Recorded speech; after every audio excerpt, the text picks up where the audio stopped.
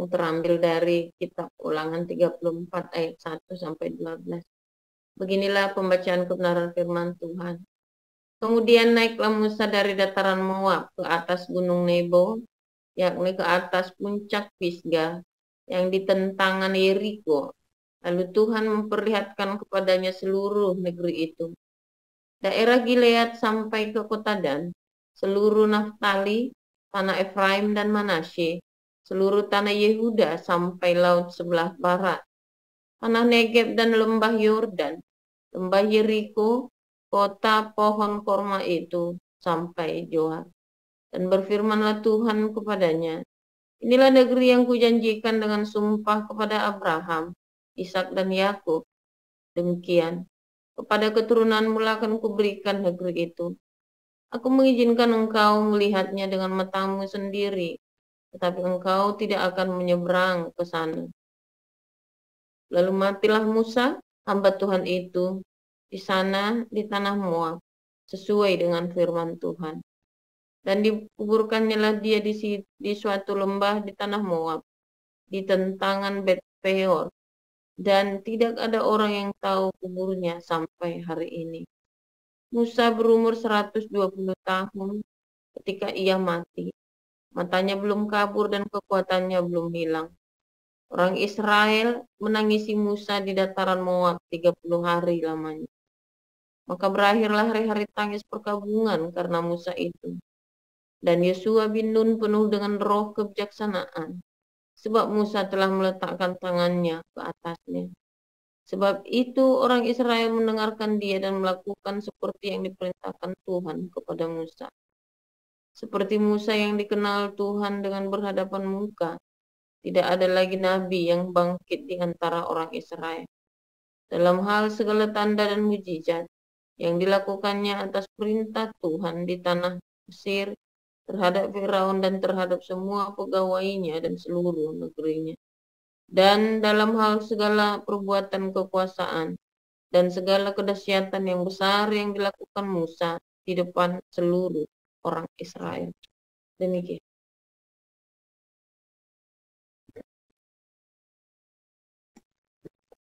Langsung Pak Ali. Ya.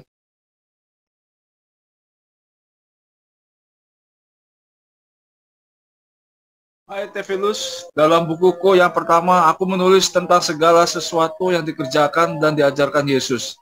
Sampai pada hari ia terangkat, sebelum itu ia telah memberi perintahnya oleh Roh Kudus kepada rasul-rasul yang dipilihnya. Kepada mereka ia menunjukkan dirinya setelah penderitaannya selesai, dan dengan banyak tanda ia membuktikan bahwa ia hidup.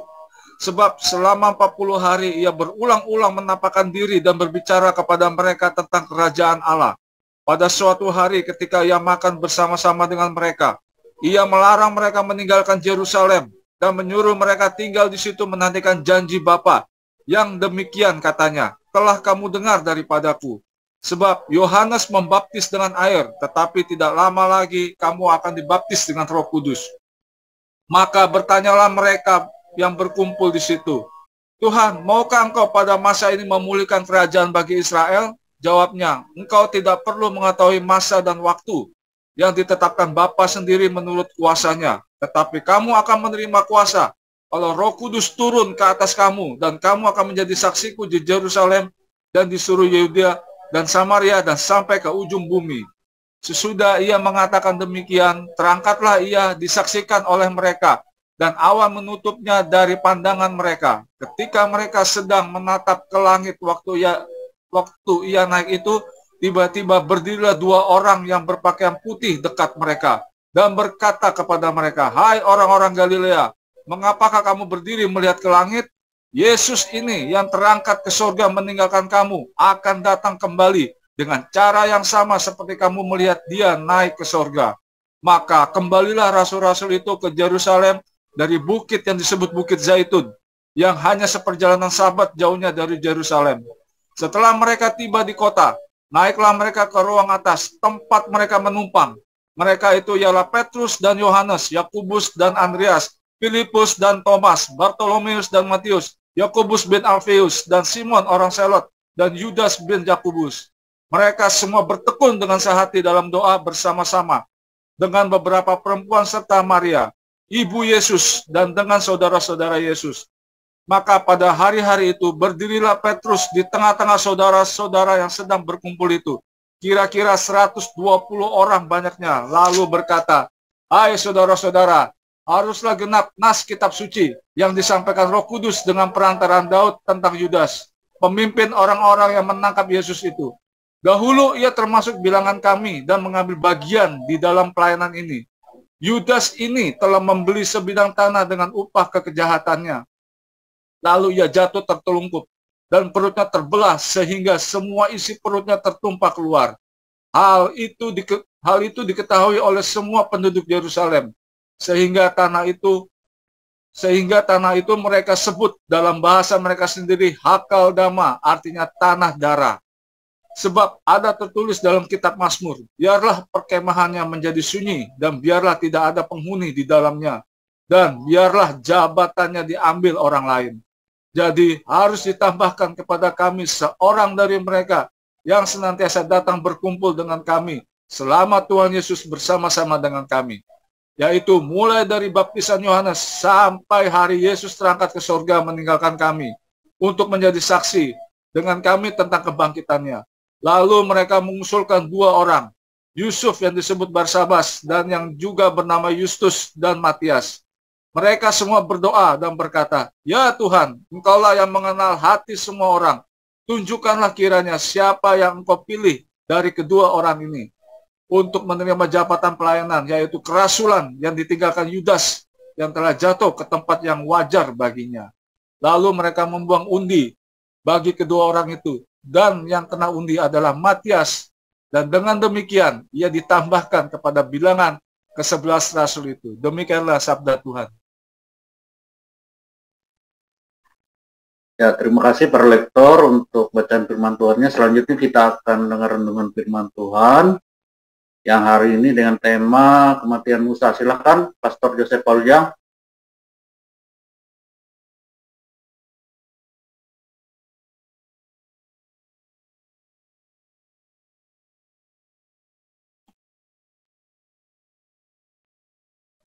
Silakan Pastor Paul.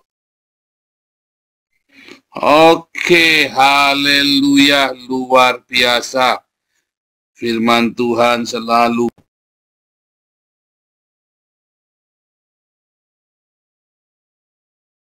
Oke, saya masih kecapean. Tadi seharian saya pergi. Nggak usah dah, nggak apa-apa. Saya ke Den Haag, kita lanjutkan ya, hunting kerjasama dengan beberapa gereja.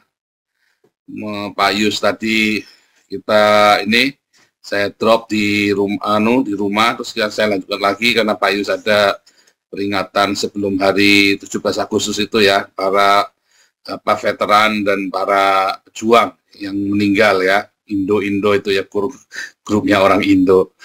Luar biasa saudara ya, saya tadi ketemu orang yang sangat baik sekali ya. Mudah-mudahan kita dalam bulan Agustus ini sudah bisa mulai. September kita sudah mulai penginjilan gila-gilaan ya.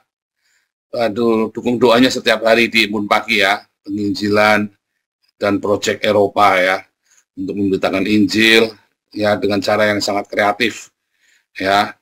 Luar biasa saudara, dan tentunya saya akan mengajak teman-teman yang di Belanda, Woro-Woro ya, di Den Haag untuk support kita ya. Dan kalau bisa datang ya untuk hadir di dalam ini kita kan bikin seminar akhir zaman terus ya, karena memang kuncinya adalah seminar akhir zaman ya, kuncinya adalah tentang akhir zaman saudara ya. Nah saudara, hari ini kita juga belajar tentang pergantian kepemimpinan ya, bagaimana pemuridan ya, bagaimana setiap orang, bahkan Tuhan sendiri saudara ya, bahkan Tuhan Yesus sendiri ya, mengajarkan kepada kita harus selalu ada apa saudara? Pergantian pemimpin ya, pergantian pemimpin. Saudara tahu nggak, waktu Musa menyerahkan ke Yosua, saudara tahu kata Yosua itu dari kata Yehosua, sama dengan namanya Yesus ya, Yehosua atau Yesus. Jadi dari Musa diserahkan kepada Yosua, dari Musa diserahkan kepada Yosua. Itu adalah sebuah nubuatan saudara. yaitu dari Musa, Torah kepada Yesus. Ya, nah, itulah fakta yang pertama tentang Musa ke Yosua dan tentang Yesus. Ya, dari Torah kepada Perjanjian Baru. Nah, itulah Musa kepada Yosua adalah sebuah nubuatan, metafora dari Torah kepada Perjanjian Baru. Ya, nah, ketika Anda melihat ya bagaimana Musa mati, ya, Musa mati kemudian dia sudah persiapkan pemimpin. Ketika Yesus naik ke surga, dia siapkan rasul-rasulnya, saudara. Ada satu yang mati, ya, Yudas, ya, karena bunuh diri. Kalau nggak bunuh diri, diampuni, nggak diampuni. Tapi Yudas kan bunuh diri. Ya, bukan masalah Tuhan mengampuni apa enggak. Masalahnya Yudasnya bunuh diri. Dia menentukan nasibnya sendiri. Kan bodoh, kan? Tapi intinya Tuhan Yesus mempersiapkan rasul-rasulnya.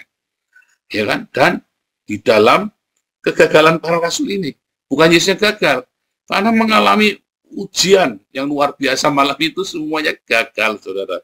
Mengapa? Ya karena belum ada Roh Kudus. Dan Yesus sudah tahu, makanya kamu tunggu di Yerusalem. Kenapa? Kamu tidak bisa dengan kekuatanmu sendiri. Ini pekerjaan besar. Ini pekerjaan besar. Kamu tidak bisa dengan kekuatanmu sendiri. Makanya kamu gagal semua. Kamu perlu Roh Kudus, kata Tuhan Yesus, ya. Demikian juga dengan Musa ke Yosua. Musa ke Yosua hanya satu orang dikasih urapannya, saudara. Tapi Yesus kepada rasul-rasul untuk bermultiplikasi ke seluruh dunia itu butuh energi yang luar biasa, saudara. Saudara, kalau di dalam ilmu pertanian, ya, saudara, ya, ada ilmu benih namanya, ya. Kita ada pelajaran tentang benih. Saudara tahu nggak? Ada banyak sekali macam-macam benih. Yang kelihatannya gede, ya, mangga misalnya kan gede itu, saudara. Ternyata rapuh, saudara. Tapi ada benih yang kecil, ya, sesawi itu, ya, tapi bisa gede banget, ya kan? Ada benih biji korma yang kelihatannya kecil, kan? Wah, tapi itu akarnya itu bisa sampai puluhan meter ke dalam tuh, saudara. Ya, itu contoh seperti. Tapi ada yang benihnya gede banget tapi rapuh ternyata, ya, seperti mangga itu kan rapuh, termasuk benih yang rapuh, ya. Mangga itu salah satu pohon yang mudah tumbang, ya, mangga itu, ya. Luar biasa, ya, saudara, ya. Pohon jati itu benihnya besar apa kecil? Kecil, saudara. Ya, tapi kan gede banget, ya. Wah, itu contoh, ya, itu contoh, ya. Kenari itu kan pohon-pohon yang benih yang bijinya kecil-kecil, relatif kecil, tetapi besar-besar, saudara, pohonnya, ya. Nah, Tuhan Yesus siapkan, ya, para rasul ini. Dia sendiri menjadi benih segala benih, ya.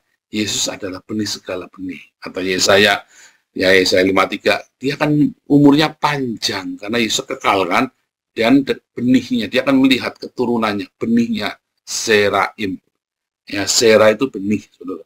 Dia benih yang luar biasa, terpancar kuat sekali, saudara.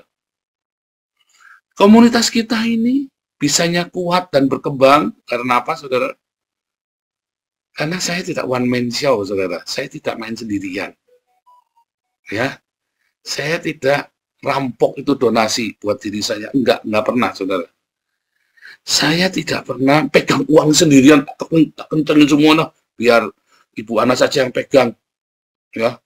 Kita kumpulin 30 miliar, saudara, ya. Saldonya sekarang 1 miliar.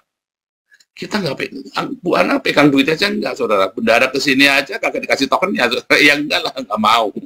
Iya kan? Nggak akan dikasih. Bahkan ketika kita minta support pun, ya, minta untuk pelayan-pelayan itu, ya, oh, itu enggak sembarangan. Kita audit dulu, saudara. Kita diskusi dulu, mau buat apa ini, bagaimana rencana, kalau gagal, bagaimana semua rencana-rencana. Wah, harus bicarakan matang, saudara. Bendahara-bendahara kita ini takut Tuhan, nggak main-main, saudara. Ya, Pak Thomas mau bikin proyek lebih gampang daripada saya bikin proyek, saudara. Ya, itu dulu Pak Alek bikin proyek sampai puluhan juta lebih gampang daripada saya bikin proyek, saudara. Ya kan? Ya, Damaris mau bikin proyek ke Cianjur berangkat, atau siapa itu misalnya Kebun Pagi kita bikin beasiswa sampai ratusan juta, tinggal jalan saja, tidak cepet. Ya kan, saudara? Serius, saudara, ya, kita tuh hati-hati sekali. Bendara-bendara kita ini luar biasa sekali kencengnya pegang duit, ya, dan dia hati-hati sekali, saudara. Dan mereka bukan orang sembarangan, ya, saudara. Dalam dunia kerja pun mereka orang profesional. Dan Anda semua, asal Anda melayani di sini, setia, mau yang Apeng, mau yang Bu Ida, mau yang siapa lagi itu, ya Bu Linda, ya kan, yang di Surabaya maupun Linda yang Jakarta, kita ada banyak Linda, ya. Ini Linda ini nama ini, ya, mungkin Linda ini adalah nama pasaran di komunitas kita, ya, saudara, ya.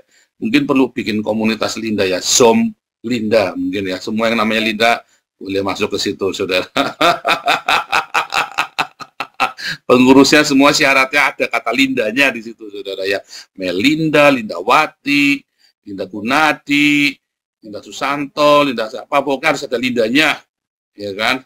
Itu nanti jadi pengurus, bikin yayasan Linda, pokoknya, saudara, ya.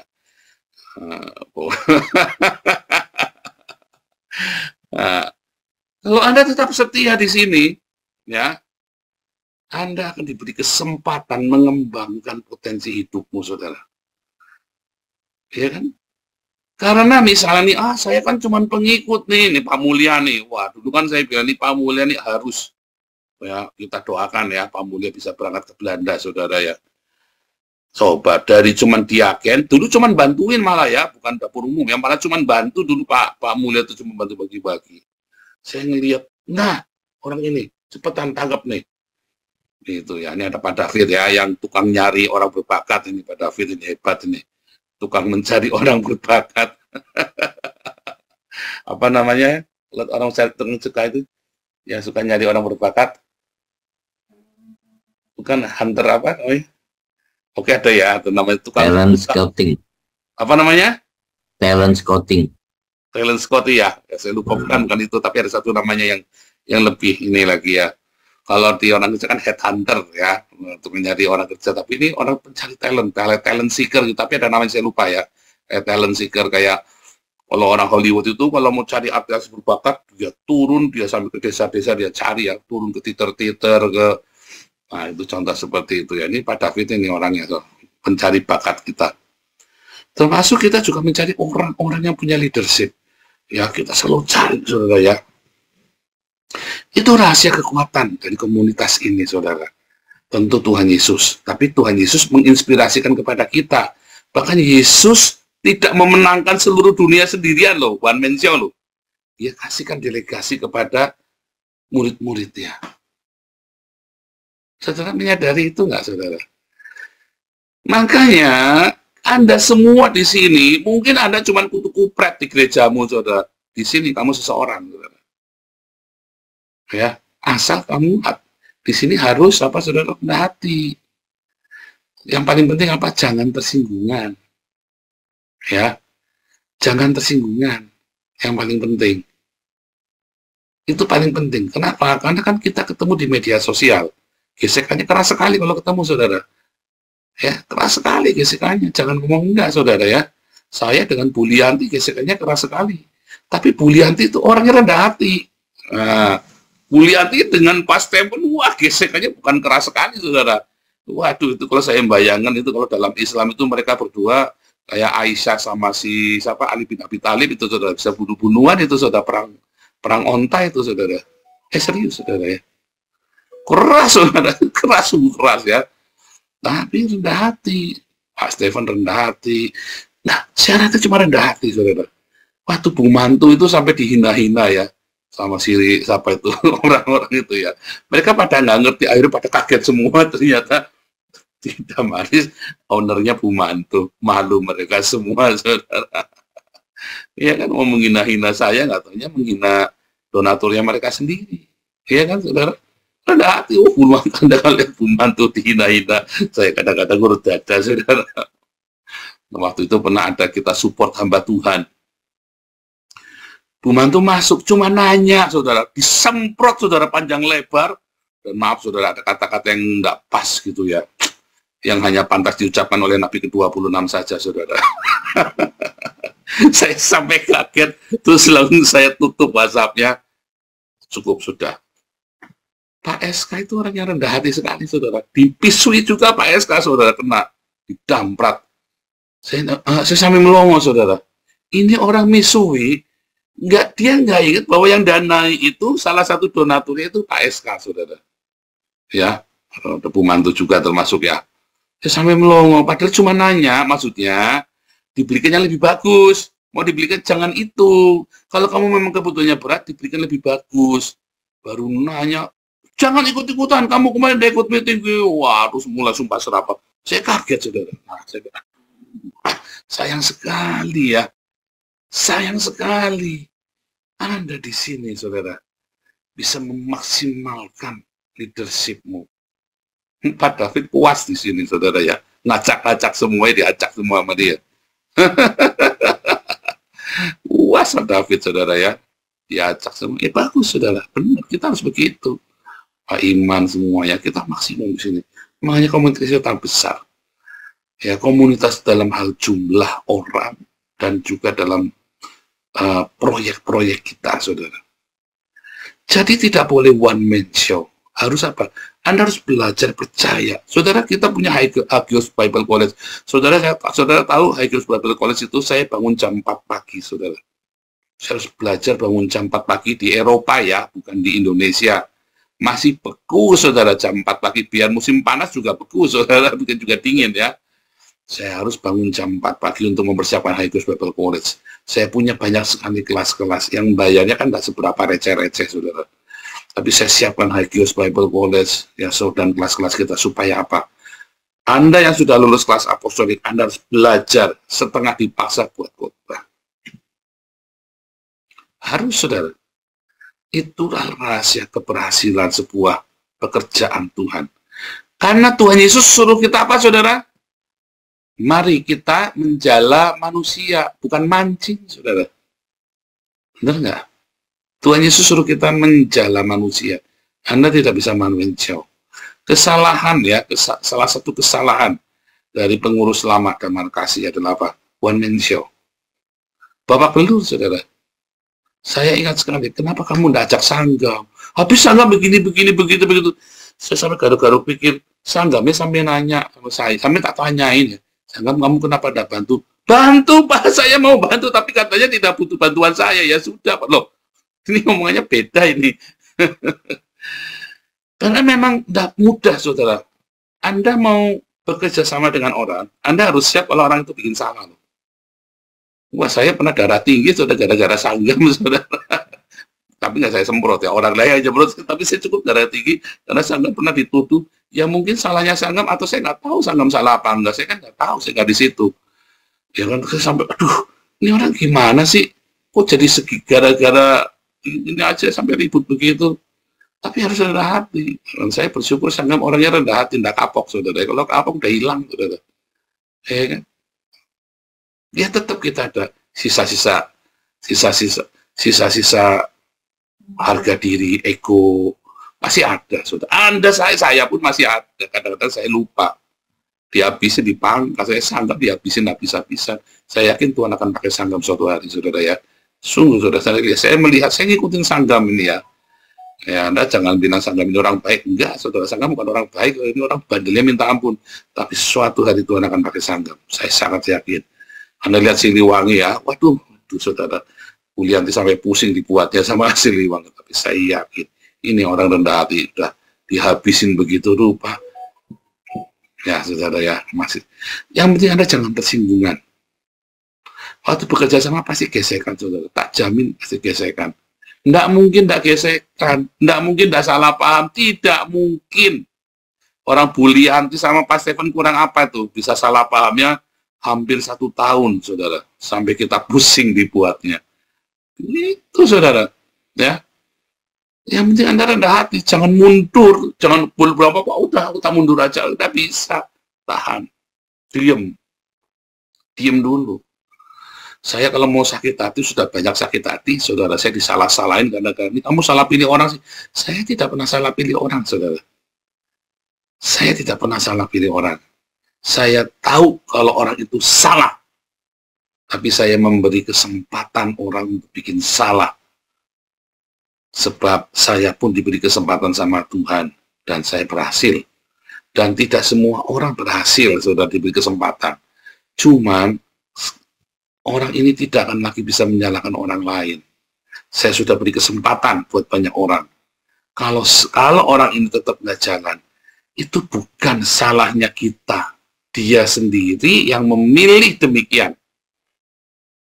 Oh iya, dan saya tegas, kalau sudah sampai batasi, kita tetap kasih batasan. Karena ini kan uangnya bukan gaib, saudara. Uangnya kan tidak gaib, tiba-tiba digandakan, ya kan, menggandakan uang. Perlu saya gandakan, ya kan, nggak begitu. Nah, dikit lagi, saudara.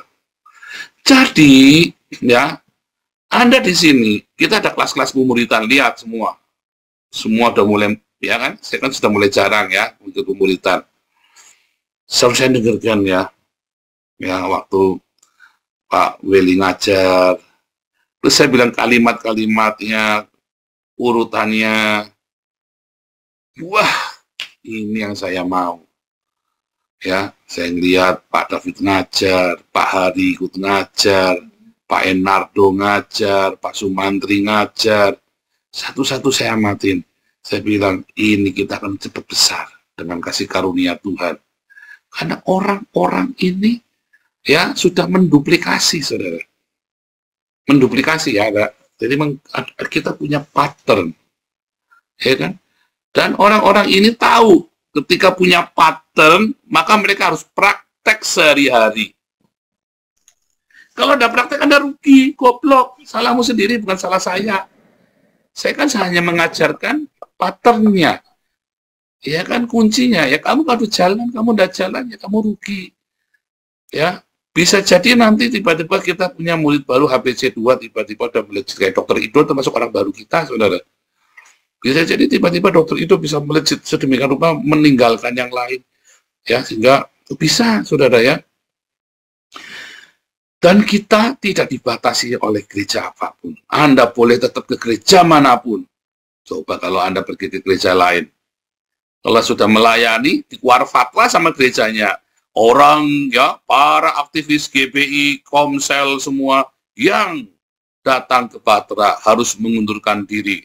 Kalau Anda mau pergi ke Batra, mau pergi ke Saksi Yehova, Anda tetap pergi sama Stephen, bahkan Anda pergi sama Rudi Yohanes pun tetap nggak apa-apa, tetap di sini. Anda belajar sama Saifuddin Ibrahim pun tetap boleh di sini pelayani. Loh Pak, kemarin katanya nggak boleh lewat, iya, karena kan lagi kekeran sama Kalarua. Makanya stop dulu, bukan diberhentikan, stop dulu. Kamu supaya kita jelas nih. Kamu mau ke sana Pak sini supaya kita lagi pergantian kepengurusan. Itu saja kita kebobolan kan? Ada yang dua muka kan? Akhirnya merapat ya kan, pura-pura merapat ke sini cuman mau mata-matai, padahal dalam hati saya ini orang goblok, apanya yang dimata-matai? Apa yang di sini semua kita tidak ada yang ditutupin. Pasti apa yang kita kerjakan pasti semua orang tahu. Nggak ada yang ditutupin, saudara. Semua terbuka dengan jelas. Itulah rahasia kedua, kekuatan kita, saudara. Ya, satu, karena kita belajar, memuridkan. Kita belajar memberikan, impartasi visi itu, dan diduplikasikan oleh kalian. Pak, rugi dong Pak duitnya. Enggak, saudara. Berkat Tuhannya saya kan bukan dari saya minta-minta sama kalian. Yang aneh-aneh berkatnya, saudara. Serius, saudara, berkatnya dari yang aneh-aneh. Ya. Kemarin saya mau kuliah, saya mau beli ini kan, beli peralatan semua. Berkatnya dari mana? Dari pemerintah Belanda. Apakah Anda ngasih? Enggak. Ya kan, waktu itu apalagi, belum percaya kali Anda. Dua, saya mau kuliah. Saya nggak minta, saya cuma ngasih tahu, tiba-tiba saya dapat berkat lagi, ya. Ada pokoknya uangnya 100 juta buat kuliah, saudara. Ya kan? Saya kuliah 100 juta di AIFA, saudara. Apalagi, saudara. Nah, ya. Dan banyak sekali berkat nanti ya, kalau proyek ini jadi nanti kita lihat bagaimana Tuhan bekerja. Makanya, saudara ya, hidup saya di sini pun nggak pernah minta-minta. Ya kan? Dan seringkali yang ngasih adalah dari orang tak terduga, saudara. Ya. Kedua, tadi ya, bagaimana kita belajar setelah kita mendelegasikan. Ya kan, kita belajar mendelegasikan, jangan sendiri harus percaya, belajar kasih kesempatan orang lain untuk salah. Dan kita belajar untuk jangan tersinggungan. Pasti ada gesekan, pasti ada pergumulan. Anda harus rendah hati, saudara. Ya, dan ketika Anda sedang diberi kesempatan, ayo bangun. Saya tidak pernah nanya latar belakangmu, saudara. Serius, saudara. Tapi di sini kamu bangun integritasmu, kredibilitasmu, kapabilitasmu. Saya juga bekas penjahat, saudara. Ya kan? Orang ungkit-ungkit saya segala macam. Ya kan? Banyak yang cerita-cerita, oh ini penjahat, rampok, apa segala macam, residivis, segala macam. Nggak apa-apa, saudara. Nyatanya ada nggak uang yang saya rampok? Kalian? Nggak ada, saudara. Ada nggak kalian saya tipu sekarang? 3 tahun kita kumpuli 30 miliar. Uangnya ada semua, jelas. Ya kan? Coba Anda yang ngaku-ngaku orang baik, itu bablas semua, saudara. Jangankan 30 miliar, baru 400 juta saja sudah kesana. udah gegerannya pagi siang malam. Kita pernah enggak gegeran duit? Enggak pernah, saudara. Tenang semua, ya kan? Makanya ketika Anda dikasih kesempatan, gunakan itu. Bangun kredibilitasmu. Bangun integritas itu. Bangun kapasitasmu. Ya, saudara ya? Itu penting. Jangan sampai meleset. Ya, karena itulah kekuatan yang Tuhan berikan pada kita. Ya, dengan apa? Meneladani apa yang Yesus ajarkan di dalam pemuridan. Takut nggak Pak saya kehilangan nanti pekerjaan? Ya enggak lah. Ya kan? Enggak kekurangan berkat saya, saudara. Saya siapkan semua ya, mahasiswa HBC. Saya siapkan semua kalian, kelas apostolik semua. Makanya saya melarang kalian ya, ini yang sudah kopdar, ini dua-duanya Linda Surabaya dan Linda Jakarta nih. Ya, Linda Surabaya dan Linda Jakarta, jangan pernah ngundang pengkhotbah dari organisasi lain. Di kita ini banyak yang berkualitas. Ya, kalau sampai terpasang dada, ya Ibu Linda inilah yang khotbah, dua-dua Linda ini. Kenapa? Karena kamu di sini diajari ya tentang menjadi teladan. Pengkhotbah lain nanti kamu diajari jangan teladani saya, pandang Yesus saja, jangan pandang manusia. Sama, saudara. Ya, pengkhotbah tidak boleh berkata pandang Yesus saja. Seorang pengkhotbah harus bilang, teladanilah saya.